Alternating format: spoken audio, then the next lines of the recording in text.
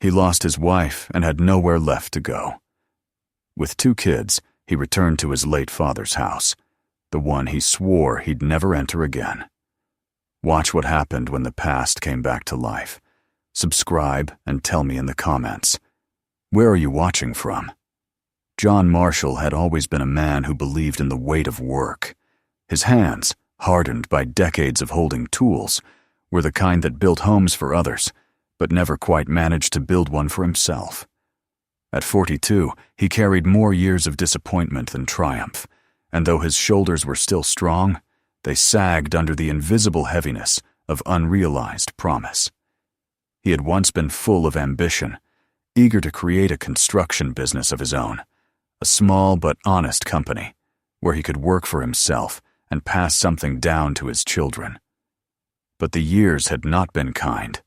The city contracts were swallowed by bigger firms, promises were made and broken, and time after time, he found himself starting over with less than he'd had before.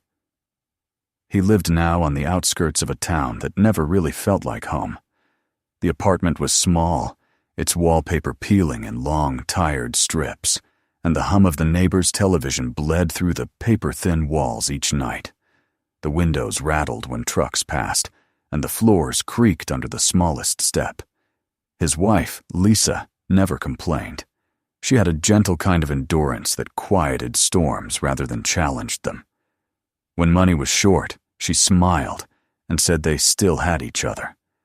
When his jobs fell through, she told him, "It's just a setback, John. You build things. You'll build again." And somehow, hearing her say it made him believe it, if only for a while. Their 2 children, Amy and Sam, were 5 and 6. They played on the worn carpet in the living room, their laughter echoing off bare walls, transforming that tired little space into something warmer. They would build houses from cardboard boxes and call them castles, stacking books for towers and drawing crooked windows with crayons. John would watch them from the couch, sometimes joining in, sometimes too tired to move. When he looked at them, he saw both hope and guilt. Hope because they deserved better. Guilt because he had not yet given it to them. He often thought of his father's old house up in the mountains, the one he had left behind long ago. The house was a relic made of thick pine logs, its roof sagging slightly, the paint stripped away by decades of wind and rain. It had stood at the edge of the forest, like a tired guardian, half forgotten and half sacred. When his father died, John had inherited it, but never returned. He told himself that the old place had no place in his new life, that his future children would never want to live in a cold, creaking cabin when they could have modern walls, heat, and light. It was the kind of lie people tell themselves to justify distance, to believe that walking away is progress. But as the years went on, the distance only grew heavier. Work became harder to find, and even when it came, it paid less than it used to. He was cheated by contractors, made promises of payment that never arrived. He learned to survive on scraps of trust. Every new job began with the same optimism and ended with the same silence when the check failed to clear. Lisa would take his hand and tell him to breathe, to rest, to remember that they still had each other. Then one autumn morning, Lisa collapsed. It was a simple thing, one step too quick, one breath too shallow, and she was on the kitchen floor, her coffee spilled beside her like a dark shadow spreading across the tiles. The diagnosis came fast and cruel. The disease had already taken too much of her by the time they found it. John tried everything, different doctors, borrowed money, sleepless nights at the hospital, but the illness moved faster than hope could keep up. The final weeks were quiet. The air in their small apartment was thick with the scent of disinfectant and the faint hum of medical machines. Amy and Sam would curl beside their mother on the bed, asking why she was always tired, and Lisa would smile faintly and whisper, "Because I'm dreaming of you." When she passed away, The world stopped making sound. The days turned gray and mechanical. John moved through them like a ghost, wearing a man's body waking, feeding the kids, cleaning what needed cleaning, answering questions he didn't understand. He had no energy for grief, only a hollow rhythm that kept him moving. The children clung to him, sensing his silence, but not understanding it. Sam asked when Mommy was coming home, and Amy, a little older, only held her brother tighter and said nothing. One night, unable to sleep, John found himself in the corner of the bedroom, sorting through boxes he hadn't opened in years. Inside one of them, buried beneath old photographs and broken tools, he discovered a yellowed envelope. It was sealed with his father's handwriting, a handwriting he hadn't seen since the man's funeral. He sat there for a long time before opening it, as if afraid of what waited inside. The letter was short. The ink had faded, but the words were steady, the kind that seemed to carry weight beyond their size. If you ever lose yourself, come home. This house can hold more than sorrow. It was built to outlast it. He stared at the page until his eyes blurred. Those words felt like a voice from another world, a voice that spoke through the years and found him in the exact moment he needed it. He remembered his father's rough hands, the smell of sawdust and pine, the way the man's voice would echo through the forest when he called him in for supper. He remembered the old stove's whistle and the floorboards that moaned at night like they were alive. He had thought he'd outgrown that place, but now, sitting alone with the letter trembling in his hands, he wondered if maybe it had never stopped waiting for him. He stayed up until dawn. When the light crept through the window, it revealed the tired lines in his face, the mess of toys scattered on the floor, and the quiet rise and fall of his children's breathing. Something inside him shifted. Then not quite a decision, but the beginning of one. The city had taken enough from him. Maybe it was time to go back, to take the children somewhere where the world didn't hurt as much, somewhere that had known peace once, even if only long ago.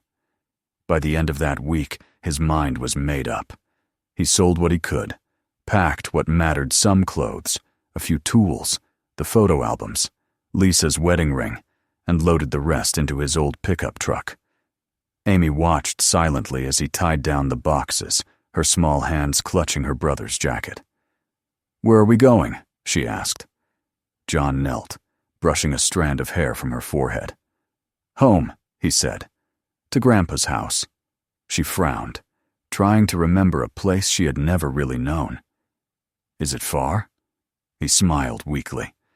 "Far enough that it'll be quiet." The drive took nearly a day. The road wound higher and narrower as they climbed into the mountains, the trees thickening on either side. The forest smelled the same as it always had, wet earth and pine needles, the scent of something older than time. Rain began to fall halfway there, turning the dirt road into ribbons of mud, and the wipers squeaked with each pass. The children slept in the back seat, their heads resting against each other, and John drove in silence, feeling the pull of the past like a rope tied around his chest. By the time they reached the cabin, the sun had nearly vanished behind the ridge. The house stood exactly as he remembered it, tilted, scarred and beautiful in its stubbornness. The fence had fallen, the roof sagged at one end, but it was still there, defying the years. He parked the truck in the overgrown driveway and sat for a moment, staring through the windshield. The rain had stopped. The air was filled with the scent of wet pine. Amy woke first and pressed her face to the window. "Daddy, it's big," she whispered. Sam yawned beside her, blinking at the towering trees. "Is this where we live now?" he asked. John hesitated. The answer caught somewhere between truth and hope. "For a little while," he said. But deep down, a quiet voice reminded him of the letter. This house can hold more than sorrow. He unlocked the front door, its hinges groaning in protest. and the smell of dust and time rushed out to meet them. Inside, the air was cold, the floors uneven, but it was home in a way nothing else had been for years. Amy ran from room to room, her laughter bouncing off the walls, while Sam found an old wooden horse in the corner and pulled it into the light. John stood in the doorway, watching them explore, his chest tight with something between pain and gratitude. The house was falling apart, yes, but it was real. It was theirs. That night they slept on mattresses laid out before the fireplace. The flames crackled softly, throwing long, golden shadows across the walls. Amy fell asleep with her head on her father's arm, and Sam curled up beside her. John stared at the ceiling, listening to the creaks and sighs of the old place. Every sound felt like a voice he half remembered, whispering from somewhere deep within the wood. For the first time in years, he didn't feel entirely alone. Outside, the wind moved through the trees, and somewhere far above, the stars appeared one by one, shining over the mountains. John closed his eyes and let the rhythm of the house settle around him.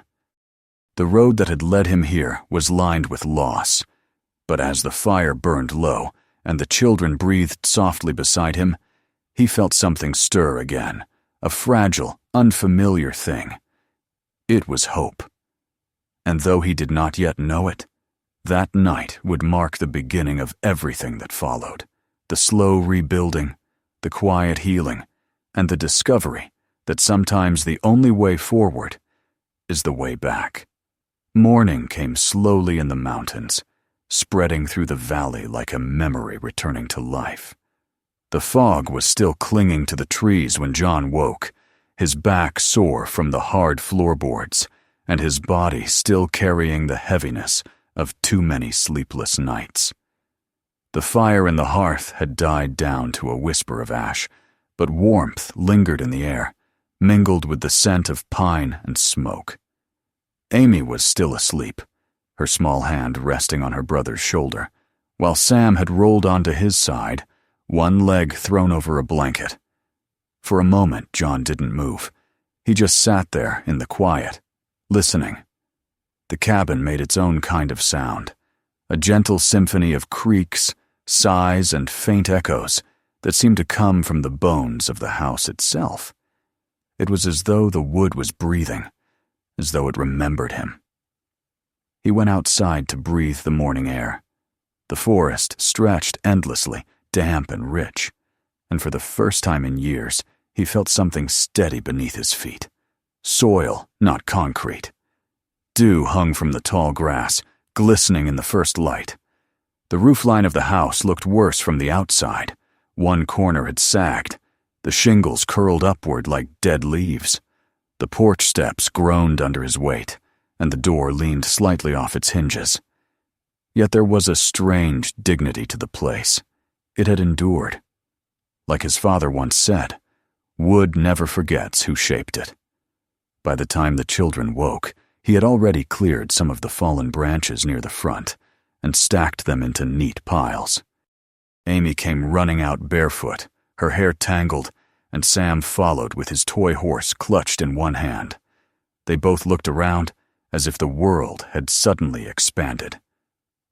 "It's so big," Amy said, spinning slowly in the yard. "Can we stay here forever?" John smiled faintly. "Let's fix it up first," he said. "Then we'll see." She didn't ask what that meant. Children had a way of believing in things before they existed. That first week, he began with the small things, the easy victories, the broken front step, the loose window frame, the stubborn door that refused to close. He found his old toolbox in the truck and set it down on the porch, wiping off the dust as if it were a relic from another life. Every strike of the hammer felt familiar, like shaking hands with an old friend. As he worked, the forest sang softly around him, the rustle of leaves, the caw of distant birds, the faint drip of water from the roof. Sam sat nearby, stacking bits of wood, pretending to build his own house, while Amy collected wildflowers and placed them in an empty jar by the window. In their laughter, the place began to change. It no longer sounded hollow. At night, they would sit by the fire again, eating simple meals, beans, bread, the occasional stew made from whatever he could get in town. The children would ask questions about their grandfather, the man they'd never met. John told them small things, how his father would whistle while cutting wood, how he built this cabin with his own hands, how he believed that every home had a heart. Amy would listen intently, her eyes reflecting the firelight, and once she whispered, "Maybe the house still remembers him." John looked into the flames and nodded. "I think it does." It was during one of his trips to town that he met her, Meg Henderson. She ran the hardware store at the edge of the main street, a narrow building with tall shelves full of nails, paint, and the scent of old timber. She was in her 50s, with gray hair pulled back into a bun, and eyes that had seen too much, but still softened when she smiled. When John gave his name, she tilted her head and said, "Marshall? You're not by any chance related to Henry Marshall?" He hesitated, caught off guard by the familiarity. "That was my father." Meg's expression warmed. "Well, I'll be damned. Your father built half the houses up here. Stubborn man. But he had a gift. He used to say that good wood sings if you treat it right." John smiled at that. "He still says that, in my head." She offered him credit for supplies, though she didn't need to. People remembered his father kindly, and it was as though that memory extended a quiet welcome to his son. Before he left, she mentioned that a local farmer was looking for someone to fix a barn roof that had caved in after the last storm. "You've got hands that know wood," she said. "Why not put them to use again?" He agreed without thinking too much.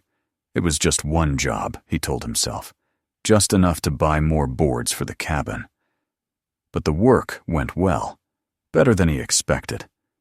The old farmer watched him in silence as he moved with steady precision, and when the roof was done, he shook John's hand firmly and said, "Your father would have been proud. You do things the old way, patient and true."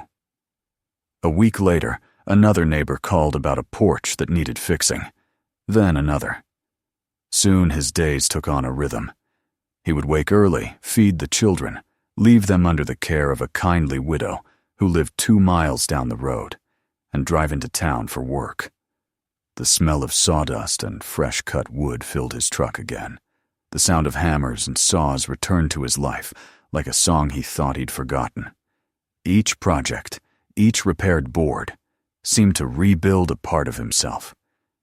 He didn't talk much to anyone, but people started to know his name. "Marshall," they'd say at the diner, "the one fixing up that old cabin on Ridge Hill." It was the first time in years that his name meant something good. Back at home, the transformation was slow but visible. The walls no longer wept with moisture. The floors, once warped, now lay even and strong. He replaced the broken windows and painted the frames, the same deep green his father had chosen decades ago. The children thrived in the mountain air. They ran through the fields, climbed fallen logs, returned each evening with scraped knees and bright eyes. Amy would bring wildflowers for the kitchen table, and Sam would drag sticks through the dirt, pretending to plow fields like the farmers they passed on the road. They began calling the place our house instead of Grandpa's house, and John, without realizing it, stopped correcting them. Sometimes late at night when the wind howled through the chimney, John would sit by the fire and listen. The old cabin creaked and murmured as though whispering its approval. He liked to imagine that his father was in those sounds, speaking through the wood, watching over them. He found himself talking back sometimes, softly, half embarrassed. "You were right, old man," he'd say. "This house really can hold more than sorrow." The fire would crackle as if in answer. There were hard days, too, The work was exhausting, and the nights were long when the children were restless or storms rolled down from the mountains. The roof still leaked in places, and the chimney needed repair. But every challenge brought with it the quiet satisfaction of effort, of progress made by his own 2 hands. One evening, as he patched a hole above the porch, Amy came outside and stood below him, holding a lantern. "Daddy," she said, squinting up through the light, "why are you always fixing things?" He laughed softly. "Because they deserve another chance." She smiled, not quite understanding, but somehow that was enough. As the months passed, his work in town grew. The people began to trust him. He fixed barns, built fences, restored a small schoolhouse that had been abandoned for years. They paid him fair, sometimes even more than he asked. Meg would always have his order ready before he arrived, sometimes slipping in an extra box of nails with a wink. "Call it a builder's blessing," she'd say. When he brought the kids with him, she'd give them candy from the counter and tell them stories about their grandfather, who had once fixed her roof during a snowstorm without asking for a dime. It made John proud in a quiet way. It also made him ache, realizing how long he had run from something that had always been waiting to accept him. Winter arrived early that year. The first snow fell in November, covering the roof in a white hush.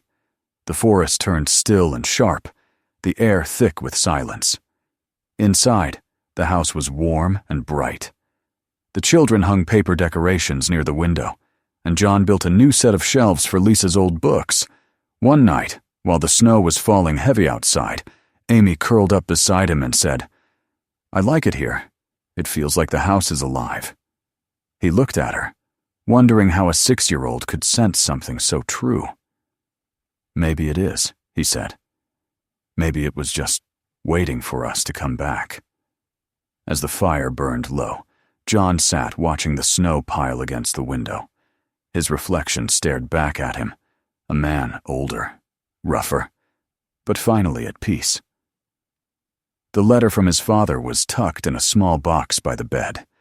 He took it out sometimes, not to read, but to remember. The paper had grown fragile, the ink nearly vanished, but the words lived inside him now. They no longer felt like instructions. They felt like prophecy fulfilled.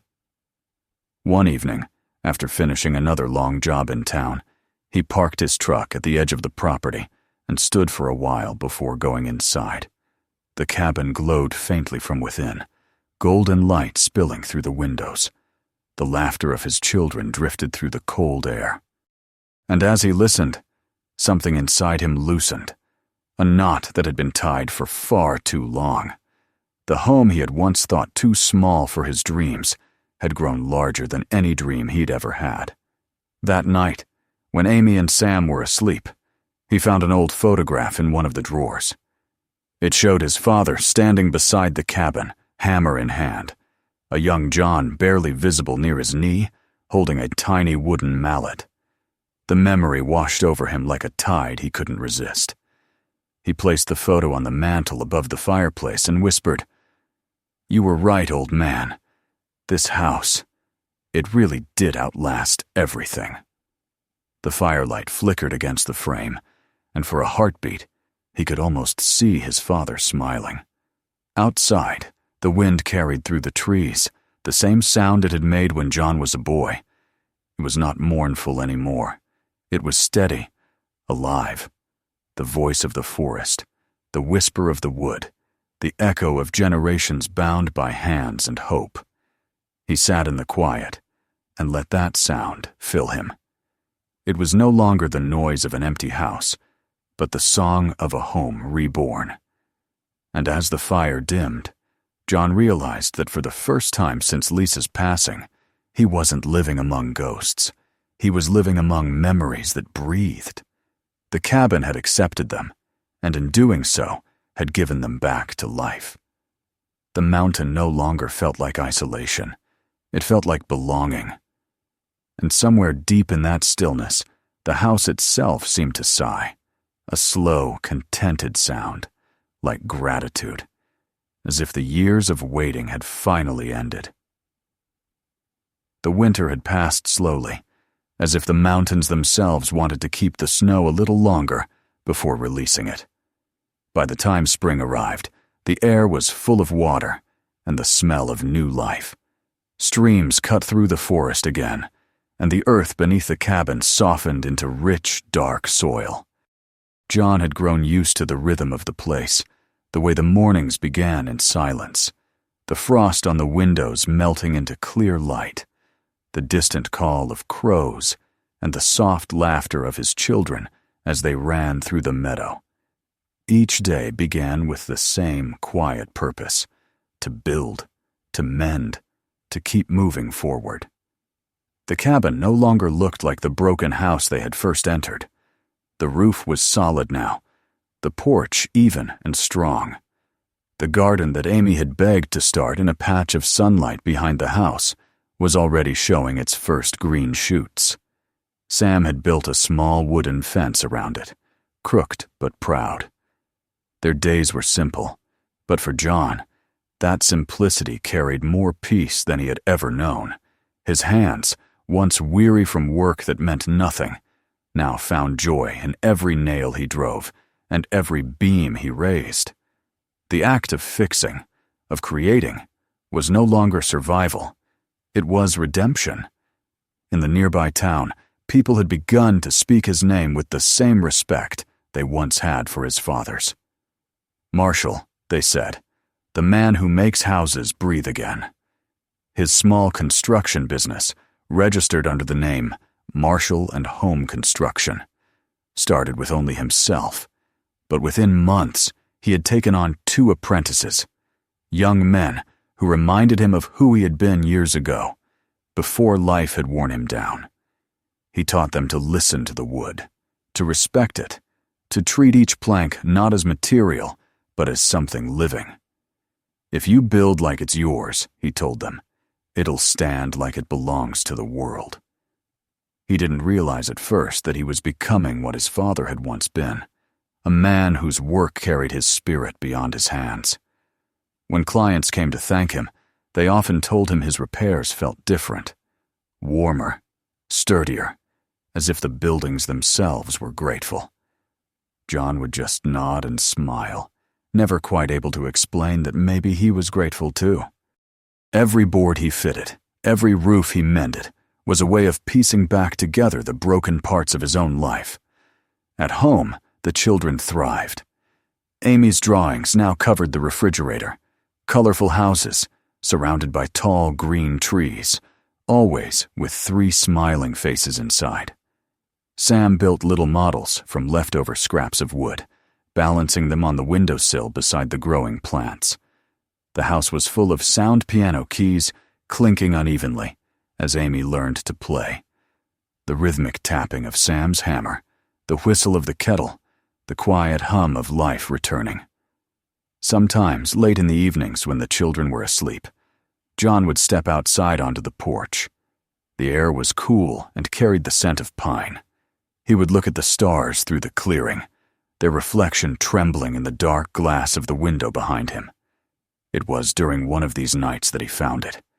The old carved sign tucked away in the attic, hidden beneath a layer of dust and cobwebs. The letters, though faded, were still legible. Marshall's cabin. The words stopped him cold for a moment. His father's touch was still on it, rough and sure. He ran his fingers across the grooves, feeling both the weight of legacy and the quiet comfort of continuity. The next morning, he sanded the wood, cleaned it, and rubbed it with oil until the grain shone like gold in the sunlight. When the children came home from school, he lifted them onto the porch railing and showed them the sign. "What does it say?" Sam asked. "It says this house belongs to us," John replied. Amy squinted at the letters. "Did Grandpa make it?" she asked. John nodded. He did. A long time ago. She thought for a moment, then smiled. "Then it's staying right there." Together, they hung it above the front door, the metal nails ringing faintly as they went in. When it was done, John stepped back and stared at it for a long time. It looked right like the house had been waiting all these years for that name to come home. That evening, Amy sat beside him on the porch steps, while the sun dropped behind the ridge. The mountains turned the color of copper, and the fields shimmered with gold. "Do you think Grandpa would be proud?" she asked softly. John didn't answer right away. He looked at the house, the windows glowing from the light of their small lamps inside.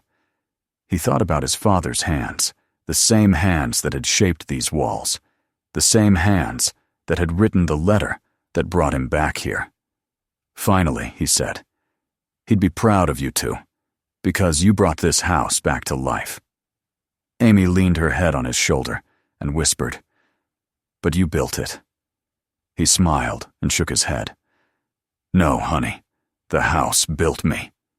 Winter came again, but this time it didn't feel like loss. Snow gathered on the roof, soft and heavy, but the house stood firm. Inside, the fire glowed constantly, the warmth stretching from room to room. The world outside was quiet, almost sacred. John often worked by the window, writing notes for his next projects, but sometimes he would stop, staring out at the whiteness that covered everything. In those moments, he felt something deeper than peace. It was belonging, the kind that didn't need words. One night, as the storm howled through the valley, he sat at the table with an old notebook. The children were asleep upstairs. He began to write. Not plans for construction, not calculations for work, but a letter. He addressed it not to a person, but to the house itself. "You have seen me broken and stayed standing. You've listened when I couldn't speak. You've held my children's laughter and my wife's absence. You've given us shelter, not just from weather, but from despair. You're more than walls and wood. You are proof that love can outlast loss." He folded the paper carefully and placed it behind a loose stone in the hearth, next to his father's letter. The generations had met there, his father's hand reaching out from the past, his own answering from the present. As spring returned, the air warmed, and the fields came alive again. The family began to spend more time outside, building new things just for the joy of it. Amy convinced him to build a tree swing behind the cabin, and Sam helped him set up a small workshop beside the barn. They filled the space with the smell of fresh-cut wood and laughter. The sound carried through the valley, merging with the wind in the trees, and sometimes when John looked around, he could almost see Lisa in the corner of his mind, her smile gentle, approving. He still missed her, every day, but the grief had softened into something different now, something almost tender. She had always believed in him, and maybe this was her faith finding its way back to him through the life he had rebuilt. One afternoon, when the air was heavy with the promise of rain, John began work on the veranda. The old one had rotted long ago, but now it would be strong, wide, and open to the world. The children helped. Amy holding nails, Sam carrying boards too heavy for his small arms. The rhythmic hammering filled the air, steady and sure. As he worked, John felt a kind of gratitude that no words could capture. When it was done, he took his carving knife and etched 3 names into the beam nearest the steps: Lisa, Amy, Sam. The letters were uneven, but that made them more human. Amy traced her fingers over them and said, "Now it's our home forever." John didn't answer. He couldn't. His throat tightened. But it was not from sorrow. It was the fullness of life reclaiming its place. That evening, the 3 of them sat on the new veranda as the rain began to fall. The drops hit the roof in a soft rhythm, and the smell of wet earth filled the air. Amy leaned against his arm, and Sam rested his head in his lap. The rain became heavier, then lighter again, and the whole world seemed to breathe with them. John closed his eyes, listening, not to the storm, but to the heartbeat of the house, the deep wooden hum that had always been there beneath the surface. It was the same sound he had heard that first night they came back, but now it was no longer the voice of memory. It was the voice of home. When the rain stopped, the sky broke open with stars, shining brighter than he remembered. He stood at the edge of the porch, looking out into the darkness. Everything he had lost was still there in some way. In the laughter of his children, in the creak of the boards beneath his feet, in the scent of the pine carried on the wind. The house had not simply sheltered them, it had remade them, piece by piece, until even their sorrow had found a place to rest. Years later, when people would pass through the valley, they would see the cabin standing proud and whole, the sign above the door catching the sunlight, the sound of a hammer or a child's laughter echoing from within. And those who knew the story would say, "That's the Marshall place. It's been through hell and still stands." They wouldn't know that inside, behind the stone of the fireplace, there were 2 letters, one from a father to a son, and one from a son to his home. Each a promise that love, if built with care, could endure longer than time itself.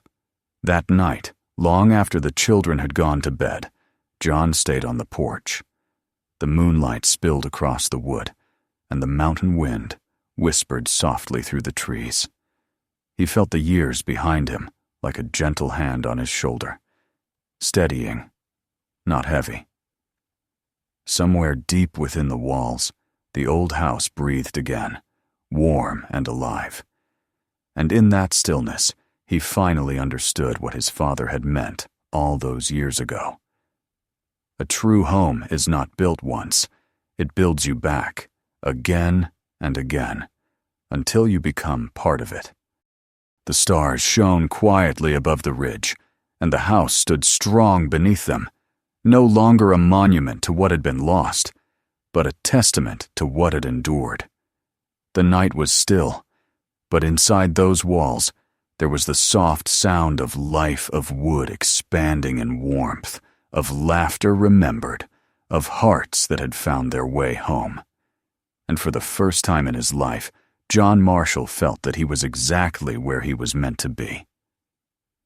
If you liked this story, subscribe for more, watch the next one, and share this video with someone who needs to hear it.